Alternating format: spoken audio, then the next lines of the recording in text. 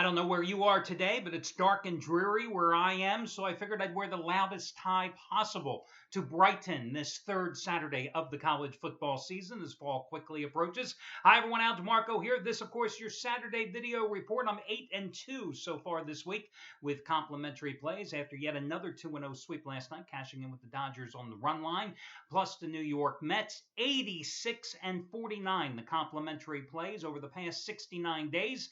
I've got three selections for you today. Going to take a look at the Miami, Nebraska, Alabama, Ole Miss, and Michigan UNLV contests. Give you free plays on those. Plus, also give you my thoughts on the games between LSU, Auburn, Northern Illinois, Ohio State, and California and Texas. That's all coming up in just a moment. This being Saturday, let me just tell you the same thing I've been telling you for over 4 years now. Each and every Saturday, I've got a money-saving discount coupon code that potentially could save you hundreds of dollars off your total purchase price. And that coupon code today is 22%, 22PERCENT. It is a mix and match coupon, which means it's good for any combination of Handicappers picks and or packages. But it's a one-time usage coupon, so the stipulation is this. You've got to put everything in your shopping cart at one time to maximize your savings. So you cannot come in and get Brad Wilson's big 150-dime play and 6 hours later come in and get Shawn Michaels' latest 100-dime release. Everything in your shopping cart at one time to maximize your savings. If you happen to be already involved in a long-term package with a handicapper, you want to take 22% off an additional package with that handicapper. Let's say you had 7 days remaining. You want to buy another 30-day package. You get 22% off the top. And if you happen to have any instant rebates, they are applicable as well. So, again, it's 22%, 22PERCENT. I want to get to the free picks here, but just a couple of things to note. Brad Wilson last Saturday had his biggest play of the season, a monster 150-dime play, ultra rare in his career, and he joined this site February of 2013, right before winning the Super Bowl, right? And he said last Saturday he had a 4-touchdown blowout winner. The final score was Kansas State, a 14-point road favorite, 30-3 at University of Texas San Antonio. You got it as the half-price play of the day. They won by 27, not 28. Damn him. So today, when I saw he had another 150-dime play, non-conference game of the year, Bowling Green in Memphis, I made it the half-price play of the day again using coupon code 150dimes. That's 150DIMES. Also, the other cute thing, or I shouldn't say cute, I thought interesting thing was the other handicapper that made a prediction last week to the public before releasing his play was Matt Rivers. So last Saturday, he said that he had a team that should win by 40 points. And I made it a discounted play, right? And what happened? Georgia Tech destroyed Tulane 65-10. So when I saw he had a top-rated 500,000 star winner number 16 out of 25, his second college play of the season of play just as strong, and he says it's his Saturday night bailout burial, I had to make it a discounted play. So you can save $70 by using coupon code MATT, his first name M-A-T-T, and quick props going out to Scott Delaney. You know, I think Scott Delaney is off to the best start of any of the handicappers here in college football. Today, 100-time max wager college winner number 5 out of 6, Illinois, North Carolina. It goes early. You save $75 by using coupon code COLLEGE, C-O-L-L-E-G-E. Hit a 100-dimer last night on New Mexico plus the points against Arizona State.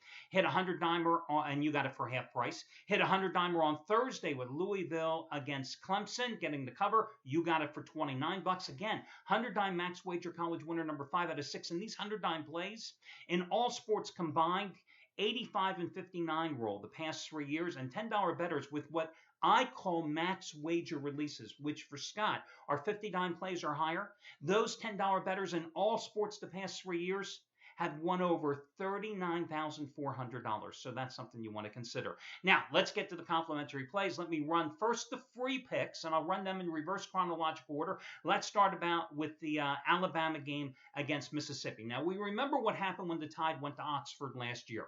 Took the early, 14-3, I think, took the lead at halftime. They were up 17-10 in the third quarter, and then Bo Wallace, who's no longer there, threw 2 touchdown passes in the final 5 minutes and 29 seconds to rally Ole Miss to that monstrous upset win. But Today, the game is not in Oxford. Today is in Tuscaloosa. And Alabama has won 23 consecutive straight up SC openers. They've covered 9 of the last 13. And Mississippi 1 and 26 straight up all time in Tuscaloosa. If you happen to be on Jeopardy, the only win came back in 1988. Tide opened up with that 35-17 rout of Wisconsin, where they dominated both sides of the line of scrimmage. Rolled, no pun intended, 37-10 over Middle Tennessee State in their next game. Meanwhile, Ole Miss has looked like gangbusters because Bo Wallace is the only starter that they lost from last year's offense. They replaced him with quarterback Chad Kelly, who is it the nephew or the son of Jim Kelly? Damn, I can't remember, guys. I'm sorry. But anyway, Kelly's looked great.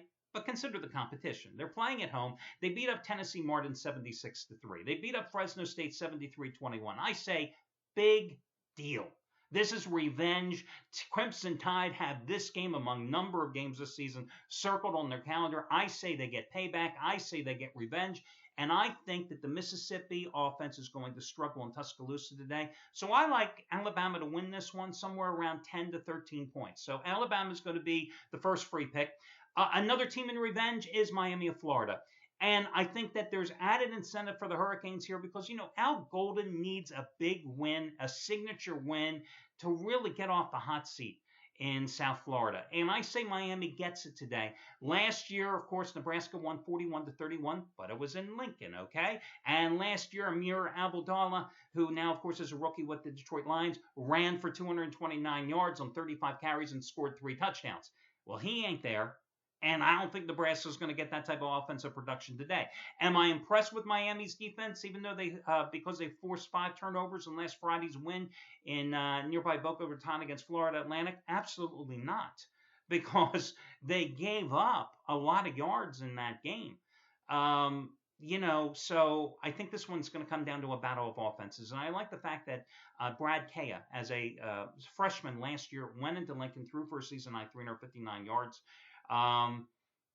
Huskers, listen, they did rebound after losing on that last second play to BYU in their home opener by beating South Alabama 48-9. But again, consider the competition. So I'm going to go here with Miami of Florida. Only home game in a stretch until October 17th. So, you're not going to see them for almost a month. 4 more weeks again at home. So I like Miami in this one. The line is straight, just like in the Alabama game. By the way, 3, 4, 7, sometimes 10. I either buy down the half point or buy up, depending on whether I'm on the home favorite or I'm on the favorite or the underdog. I would buy Alabama down from 7 or 7.5. I would buy Miami down from 3 or 3.5 in both instances. FYI, just something I always like to remind people, I believe that whether you're in Vegas or whether you're playing offshore, you should always have 2 different books to play at. Because what you'll find is that sometimes you don't need to buy that half point because you're playing, if you happen to be on an underdog, at a book that always forces you to pay a little more for the price that you're going to get a game.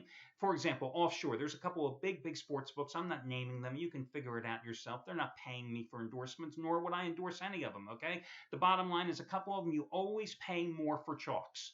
Well, if you're on the chalk, that sucks. If you're on the underdog, that's great. You're not buying up a half point because you're getting it basically for free.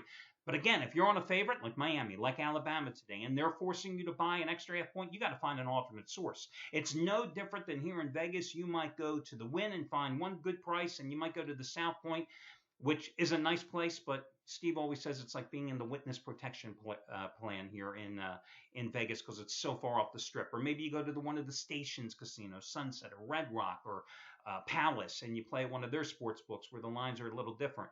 Again, you should always have 2 sources. So anyway, the first 2 free picks, Alabama and Miami of Florida.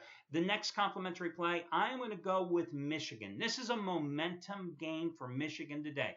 Okay. You struggled offensively at the outset last week at home, but then you got your act going and you rolled over Oregon State 35-7 and you ran for 225 yards in that game. Jim Harbaugh is not going to take his foot off the pedal here today at the Big House. I think the Wolverines are going to be able to run the ball and run up the score here against an overmatched UNLV team. Listen, UNLV has a couple of starting defensive ends, okay, that weigh 260 and 230 pounds. Against that big, massive front line for Michigan, not the greatest in the Big Ten, but it's big. I mean, hell, UNLV has one of their starting linebackers. He's 5'10", 215 pounds. What are you going with here? So I think after running for 225 yards against Oregon State, I think they're going to be able to do the same here today. That opens up play action possibilities for Jake Rudock, who certainly has not played well with 4 interceptions in the first 2 games. But again, UNLV also has quarterback issues of its own. Blake Decker, who threw for over 300 yards in their season-opening loss at Northern Illinois, hurt his hamstring in the first quarter against UCLA at home last week. He is doubtful for the game, so if they're going to go with the backup, he's more of a change-of-pace quarterback. He was awful, 4 for 15 for 4 yards. 4 yards and a pick 6 against UCLA. So I think Michigan hammers them today. I know it's a 34.5-point line, but do you think Jim Harbaugh would have any problem winning this game 52-7? He's not that nice of a guy. So I'll go with Michigan, and no need to buy the half point on the Wolverines. Alabama and Miami of Florida. Let's talk about a couple of other games. LSU, another payback game. Last year, they went to the Plains, and what happened? Auburn kicked the Tigers' ass 41-7.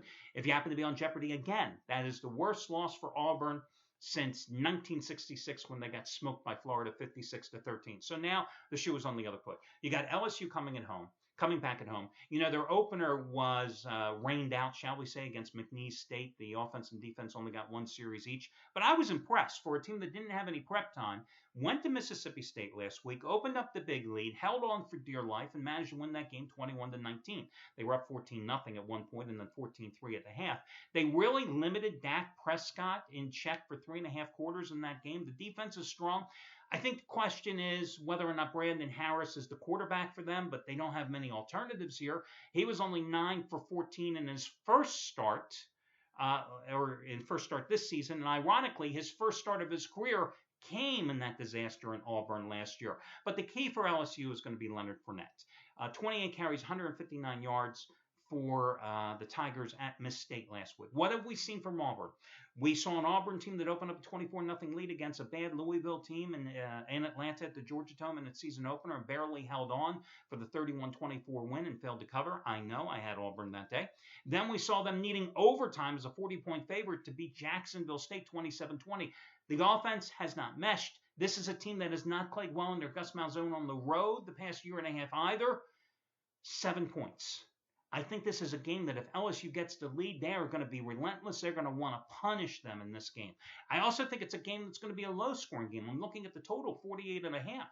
It would be an interesting possibility in this particular game to take LSU down to -1 in a 2-team 6-point teaser, then inflate that total up to 54.5 points and to play the under. I really like that teaser, come to think of it. I probably like that teaser more than the LSU side or the total under in that game. So I'll tell you what, there's your 4th free pick today, okay? That's your official free picks, ladies and gentlemen. I'm going to go with LSU and down to -1, and I'm going to take the total. I'm going to push it up to 54.5, and then I'm going to play the under. I think that's a great free pick. The other game I want to talk about tonight is going to be the game between California and Texas. Things are bad at Texas when they had their home opener last week, and after getting destroyed at Notre Dame a week earlier, there's a plane that flies over the stadium where it says it's time to get rid of Steve Patterson, your athletic director. Not Charlie Strong. No, not the offensive coordinator who they already replaced, but the athletic director. Steve Patterson proved in big-time college football that sometimes you can be successful and still be a moron because he came into Austin and he pissed off the big boosters. You don't do that. You don't piss off boosters. I don't care if you're at a Mid-American school or a Power 5 conference school. Steve Patterson made 2 big hires. Shaka Smart and for VCU for the college basketball head coach position, and Charlie Strong. I think Shaka Smart's going to survive. Charlie Strong, baby, you are in trouble. And I don't give a damn that Texas won that game last week against Rice. I mean, do you realize last week against Rice, it was mainly the turnovers that the Owls committed that gave Texas the victory in that game? They were outgained 462 to 277 in total yards. They were out first down 30 to 11. Rice had the ball for 44 minutes in that game. Now, California is going to come in here with that quick strike air raid attack. Jared Goff, the quarterback, 630 yards and 6 touchdowns already in the first 2 games. Quarterback, I mean, Texas changed, went to the redshirt freshman Hurd last week. He ran for 96 yards. He threw 2 touchdown passes. They ran the ball a little more efficiently.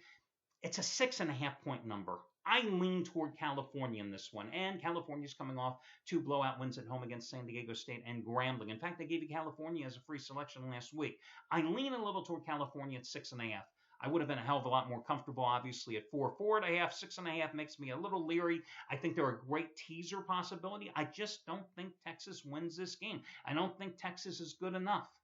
But again, I want to put my own money on it. So that's your rundown for your plays. And again, let me just recap what the complimentary plays are. I'm going with Michigan to annihilate UNLV. I'm going to take Alabama at home in revenge against Ole Miss. I'm going to take Miami at home in revenge against Nebraska. The 4th free selection, I'm going to take LSU and the under, the 2-team teaser, at home today against Auburn. And then, of course, I lean a little bit towards California. And, oh, did I give you my other game? Oh, I forgot to talk about the Ohio State game. I'm sorry, guys. I was just looking at my own site here. Ohio State. It's about focus today for the Buckeyes. Ohio State last week, I gave you Hawaii as a free pick, or I told you I thought Hawaii was a good play as a 41-point dog in Columbus was a good play. And it was a very sluggish performance for the Buckeyes. They were playing on a short week after beating Virginia Tech in revenge in Blacksburg. They only had 363 total yards last week. They laid 41. They won 38-0, and that was against Hawaii. I think today is a situation where Ohio State will be more focused, and I think that Urban Meyer is going to have his offense definitely in high gear here because they really didn't play that well other than in the first 1.5 quarters offensively and a little bit late in the 3rd quarter at Virginia Tech either. Yes, I know Northern Illinois has covered 9 of its last 10, including 5 straight against the Big Ten. But listen, the Huskies beat UNLV at home 38-30, and then they smacked up Murray State 57-26. I just think this is a game that Ohio State has to be focused. I know they're a 35-point favorite, but I just don't see any letdown from the Buckeyes today, so I would lean toward Ohio State as well. But again, it's not an official free pick. That'll do it, guys. Best of luck to you all, and I'll catch you again tomorrow when we do this one more time.